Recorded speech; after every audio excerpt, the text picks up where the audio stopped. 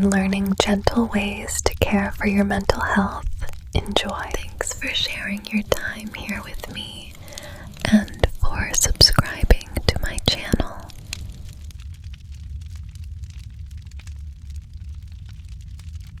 Hello, friend, and welcome back. Tonight, I want you to take a moment just for yourself, a moment to rest, to breathe, and to find some peace and quiet.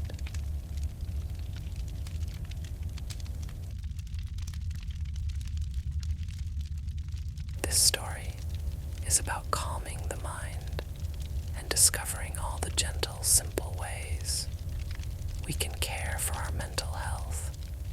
It's not about being perfect or fixing everything at once. It's about small steps, small breaths, and the little shifts that bring peace back into your mind and your body.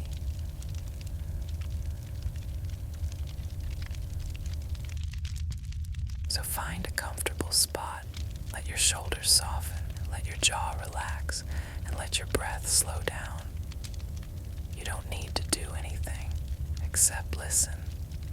Let the words wash over you like waves at the edge of the shore. And as you listen, notice how your body begins to unwind. This is the quiet path.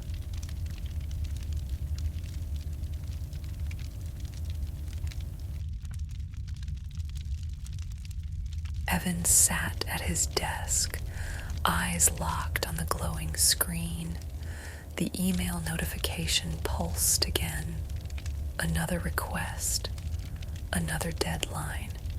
His temples throbbed with that familiar ache.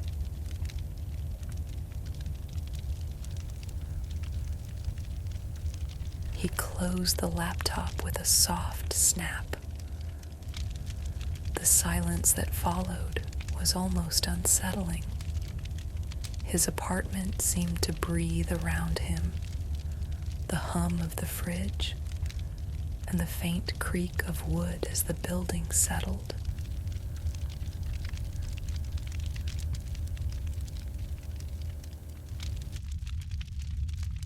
It had been weeks, no months, since his chest had felt light. Sleep came late, broken into fragments. His thoughts circled like crows, swooping down just as he started to drift off.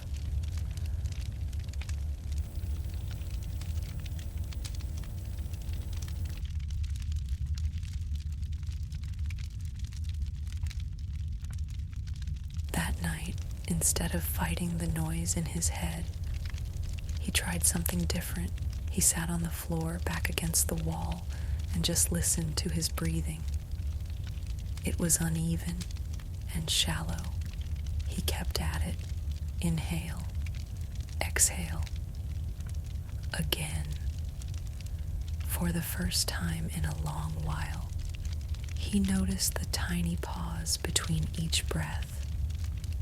Something in that space calmed him. It was the smallest crack in the storm, but it was enough to begin.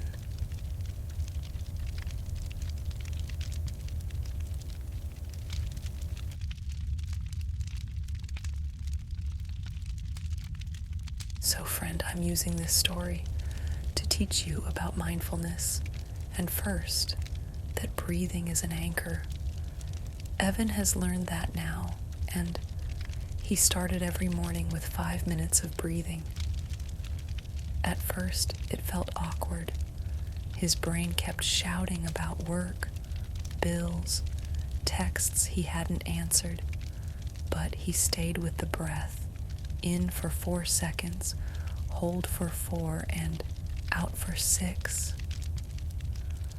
Slowly, his nervous system shifted gears.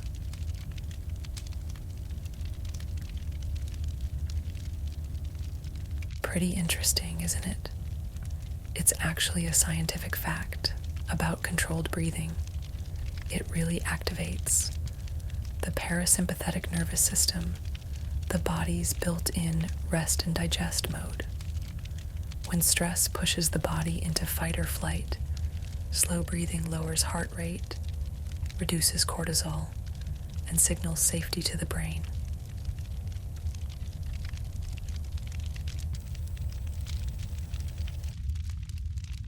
So, breathing wasn't just air. It was a lever Evan could pull to quiet his mind.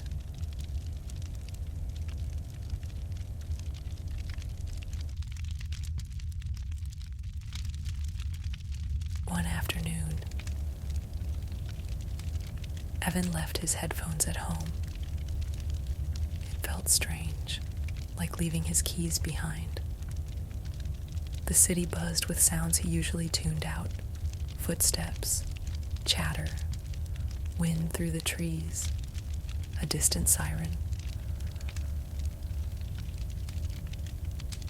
As he walked, his mind unclenched. He actually noticed the rhythm of his feet and the cool air on his face.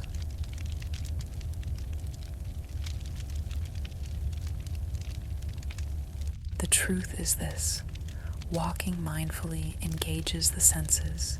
It grounds the brain in the present moment. This interrupts rumination, the cycle of replaying stressful thoughts.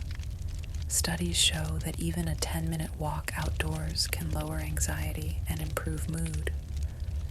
So, his silent walks became a moving meditation. Evan's apartment told the story of his mind. He had stacks of unopened mail, dishes crusted from last week, clothes draped like shadows across chairs. One Saturday, he decided to clean. He organized every drawer, he wiped every surface, and this seemed to declutter his thoughts too.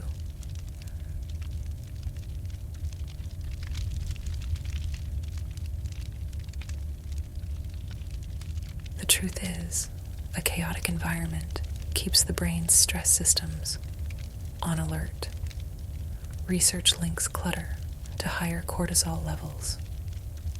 So, by creating order around him, Evan reduced the background stress signals his body had been unconsciously processing. The cleaner his space, the lighter his head felt.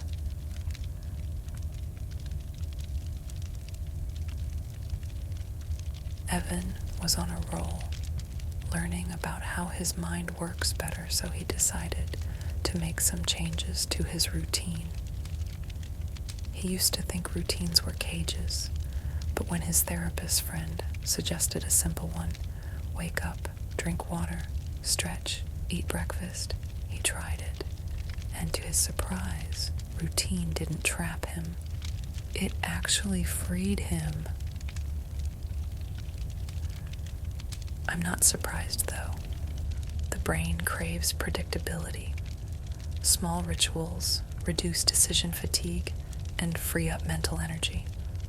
The science behind this is that routines regulate circadian rhythms, helping stabilize sleep, energy, and mood. Predictability soothed him, like a rhythm the body could trust. Now, on a routine, Evan decides to evaluate his nutrition.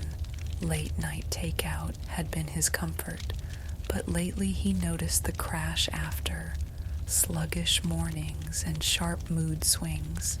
He started cooking simple meals to feed his brain: eggs with spinach, roasted chicken with vegetables, and oatmeal with berries.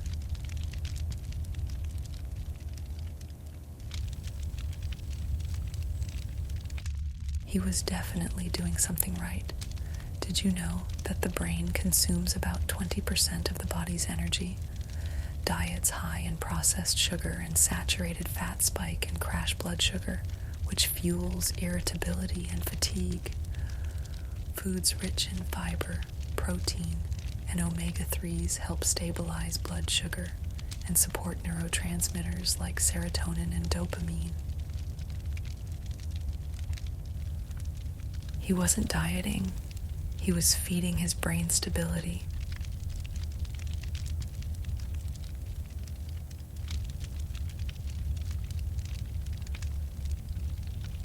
Evan was told that he could use movement as medicine from his therapist friend.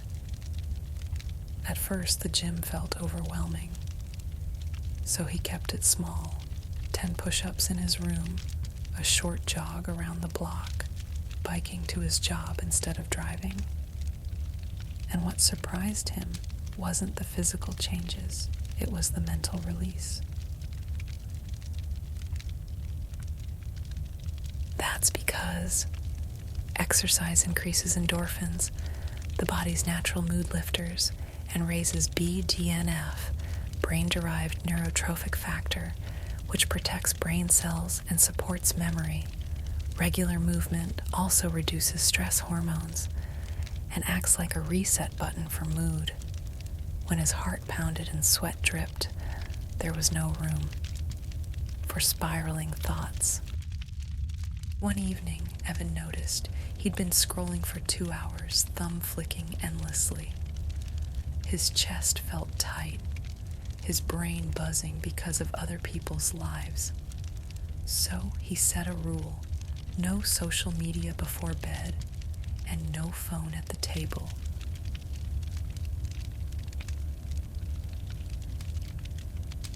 The truth is, social media overstimulates the dopamine system, creating cycles of craving and crash. Excessive screen time is linked to anxiety, depression, and disrupted sleep due to blue light's effect on melatonin. Without the flood, Evan's mind finally had space to breathe. I hope you're enjoying Evan's story.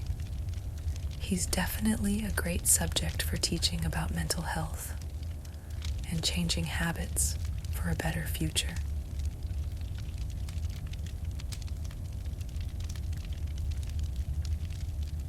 Evan's therapist friend asked him if he ever journaled, telling him to try it. The first time Evan opened a blank notebook, he froze. Then he wrote, "I am so tired of being tired." The pages soon filled. Worries, regrets, gratitude. Writing didn't erase his problems, but it made them visible. It's a fact that journaling activates the prefrontal cortex, the brain's rational center, which helps regulate the emotional amygdala. Writing reduces overactivity in the stress circuits and helps process emotions more effectively. His journal became a pressure valve for his mind. Part of the journaling process involved gratitude. Every night, Evan wrote down 3 things he was grateful for. Sometimes it was as small as, "My coffee was hot." Other days it was bigger, like, "I felt calm for 40 minutes today." It's true that gratitude practices increase activity in the ventral striatum, a brain region linked to reward and motivation. Regular gratitude literally rewires the brain to notice positives more often, countering the negativity bias. The more he practiced, the more positive his outlook became. Evan's daily changes are definitely helping his life, and the next step in his wellness was sleep.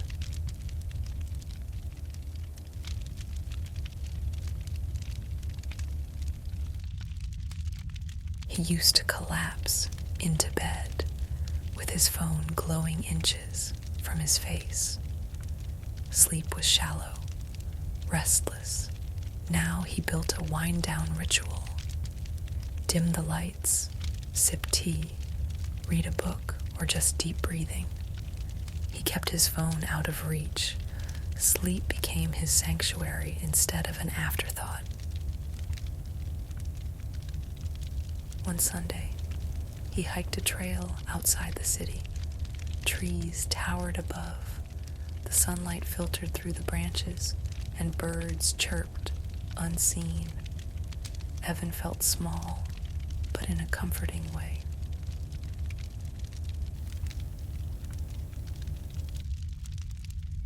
He came back lighter, as if the forest had absorbed his worries. There's definitely science behind that.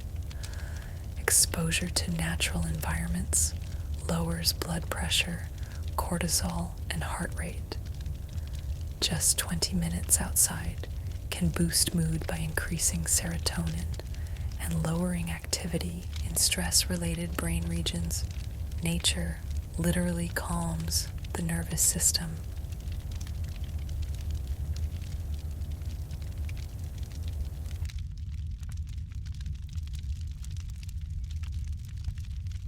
For months, Evan had isolated himself. But slowly, he said yes again to coffee with a friend and dinner with his sister. Laughter and shared stories lightened his mind more than solitude ever could.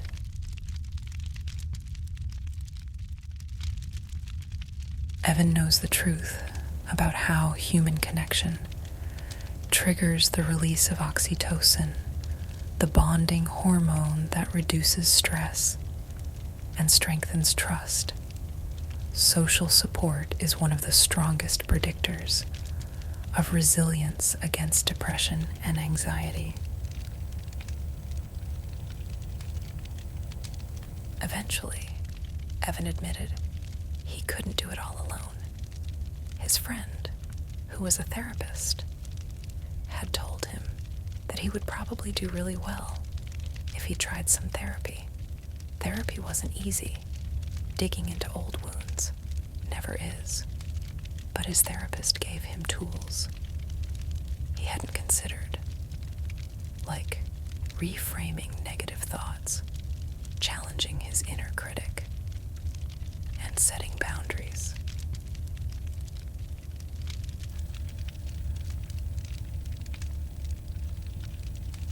Therapy became the compass, guiding Evan to steadier ground.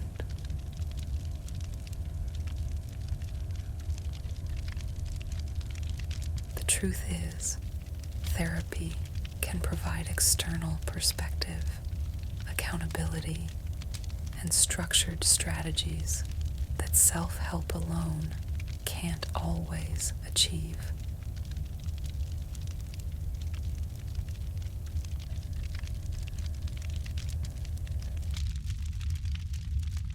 Perhaps the deepest shift Evan had was realizing he didn't need to be perfect.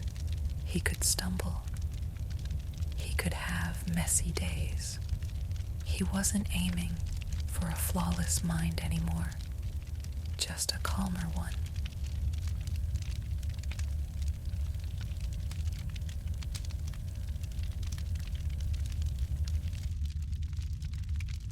Months passed. The storm inside him didn't vanish. It never fully does. But it no longer ruled him. He had tools now. Breath, movement, food, sleep, nature, writing, gratitude, connection, and therapy. A toolbox for calm.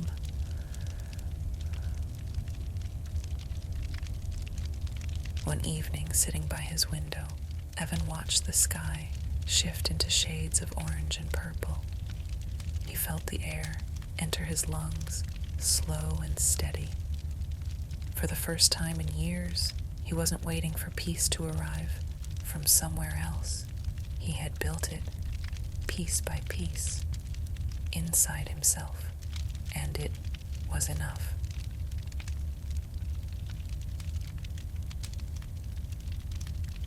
And that, my friend, is the end of tonight's story. Remember, just like Evan, you don't have to find peace all at once. Calm isn't something far away.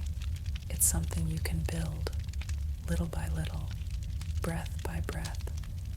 Every small choice you make to care for your mind matters, and each one brings you closer to balance.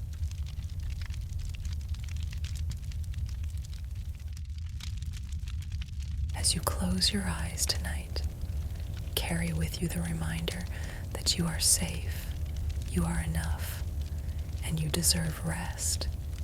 Let your thoughts settle like soft snow, and let your body sink deeper into stillness. Thank you for spending this time with me. Sleep well, and until next time, good night.